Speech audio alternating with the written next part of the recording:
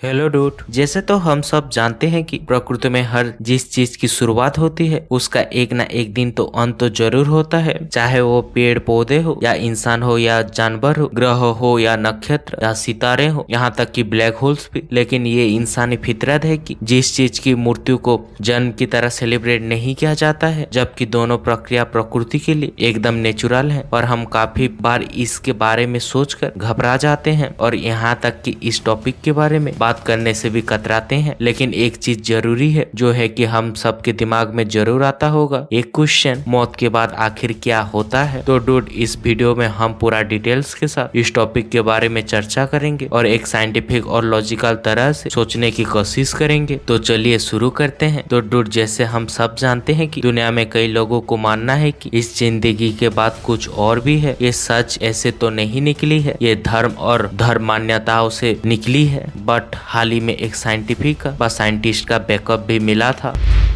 कुछ साल पहले कुछ रिसर्च किए गए थे जर्मनी में, जिसमें कुछ अजीब सी चीजें डिस्कवर की गई। रिसर्च के लिए कुछ मरीजों पे ध्यान रखा गया जो कि कोमा में थे और कुछ बहुत ही थोड़े समय के लिए उनके दिमाग के कुछ हिस्से बेजान थे। इनके दिमाग में पूरी तरह कॉन्शियस नहीं था। ठीक होने पे इन्होंने ऐसा कुछ एक्सपीरियंस डिस्क्राइब किए जो थोड़े विचित्र थे। इनको बाद में कहा गया ND यानी नियर डेथ एक्सपीरियंस। ये एक्सपीरियंस इशारा कर रहे थे जिंदगी बाद एक आफ्टर लाइफ की। स्टडी के हिसाब से 50% लोगों ने अपने नियर डेथ एक्सपीरियंस बताया कि उन्होंने पहले से ही पता चल गया था कि वो मर चुके हैं। 56% लोगों के लिए ये एक खुशी से भरा अनुभव था। 24% लोगों ने आउट ऑफ बॉडी एक्सपीरियंस किया, यानी वो अपने शरीर से बाहर आके कमरे के ऊपर से अपने आप को देख पा रहे थे। और 32% लोगों ने किसी मरे हुए इंसान से बात की। इसके अलावा कई मरीजों को दूसरी आती हुई तेज रोशनी दिखी, अपने मरे हुए पूर्वज दिखे और कभी अचानक से खुशी महसूस होती या फिर डर।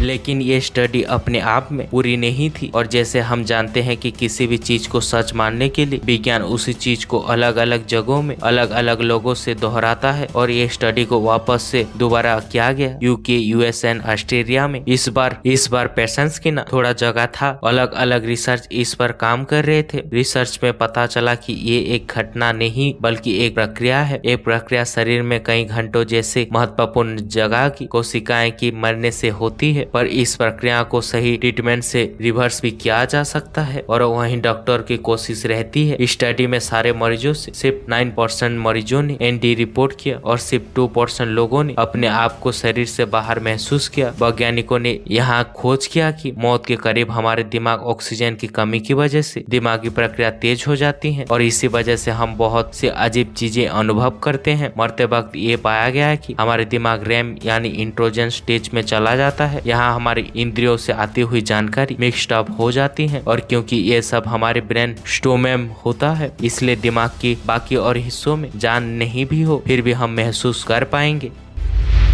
इसके अलावा मैक्सिमम लोगों की दोबारा दिखी गई तेज रोशनी के कारण ऑपरेशन टेबल की चमकीली लाइट पाए गए, जो कि काफी ऑब्वियस था। और शरीर से बाहर आने का अनुभव टेस्ट करने के लिए मरीजों के ऑपरेशन टेबल से थोड़ा ऊपर एक चिट्ठी रखी गई जिसमें कुछ लिखा था, ताकि वो जब शरीर से बाहर निकल के ऊपर से अपने आप को देख सके। जैसे बहुत से केसेस में पाया गया कि वो चिट्ठी को रीड भी कर पाएंगे। ऐसा कभी हुआ नहीं, कोई भी वो चिट्ठी पढ़ नहीं पाया। इसके बाद और कुछ रिसर्च दोहरा गए और रिजल्ट हमेशा ऐसे ही आते हैं। तो ये सबसे हमें पता चलता है कि मरने वक्त हर एक प्रक्रिया जो हमारे दिमाग में चल रहा है उसमें हम नजर रख सकते हैं और वैज्ञानिक उसे एक्सप्लेन भी कर सकते हैं। बट हम डिसीजन करते हैं कि विज्ञान के हिसाब से मरने के बाद क्या होता है। अब हम जो भी बात करेंगे वो बहुत ही साइंटिफिक पॉइंट ऑफ व्यू से होगा और सिर्फ फैक्ट को ध्यान पे रखते हुए है। तो मरते वक्त ही हमारे दिल धड़कना बंद हो जाता है, दिमाग तक ऑक्सीजन की सप्लाई बंद हो जाती है और कुछ ही देर में सारा ऑक्सीजन यूज कर लेता है। फिर धीरे धीरे सारी दिमागी प्रक्रिया बंद होने लगती हैं और वो हार्मोन्स जो दिमाग रिलीज करता था अनेक शारीरिक प्रक्रियाओं को मैनेज करने के लिए वो बंद हो जाता है।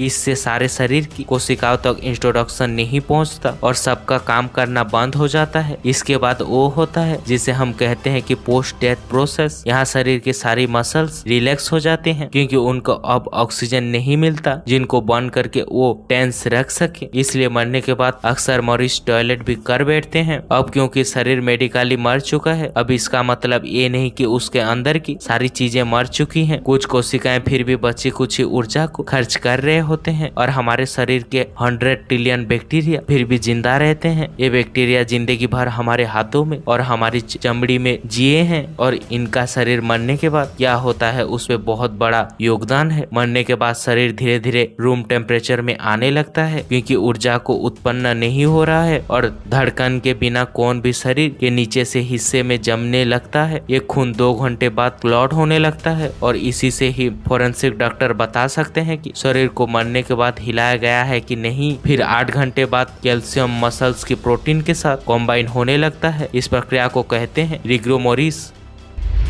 इसी दौरान शरीर को डिकम्पोजिशन भी शुरू हो जाता है शरीर की कोशिकाओं के मरने के बाद, क्योंकि सर्कुलेशन की प्रक्रिया नहीं हो रही है। शरीर में मरे हुए कोशिकाओं को साफ नहीं कर सकता। इसी वजह से कार्बन डाइऑक्साइड की मात्रा भी कोशिकाओं में बढ़ने लगती है जो कि उनकी पीएच वैल्यू को बढ़ा देती है। इसी वजह से सेल मेम्ब्रेन्स यानी सेल की दीवार कमजोर होने लगती है और अंदर के फ्लूइड को बाहर रिलीज करने लगते हैं। फिर ये फ्लूइड एंड एंजाइम्स बहुत से रिएक्शन करने लगते हैं जिससे शरीर का रंग बदलने लगता है और अलग अलग टाइप की गैसेस उत्पन्न होने लगते हैं। फिर दूसरे या तीसरे दिन बाद पूरी पुट्रीफेक्शन की प्रक्रिया शुरू हो जाती है जहां हमारे अंदर की बैक्टीरिया ऑर्गन्स को खाने लगते हैं। प्रक्रिया के एंजाइम्स को खाने डाइजेस्ट करने में मदद करते हैं और आप खुद आपको अब आपका ही डाइजेस्ट करने में लगते हैं। पेट के बैक्टीरिया साथ इस प्रोसेस में बहुत सारा गैस रिलीज होता है जो 2 कमर्शियल प्रोक्रिकेशन एंड काडावर्सिन के साथ एक लास्ट की उसकी टिपिकली गंध दे देता है। इसी दौरान शरीर का रंग ग्रीनिश से पर्पल्स होने लगता है जो आखिर में ब्लैक हो जाता है।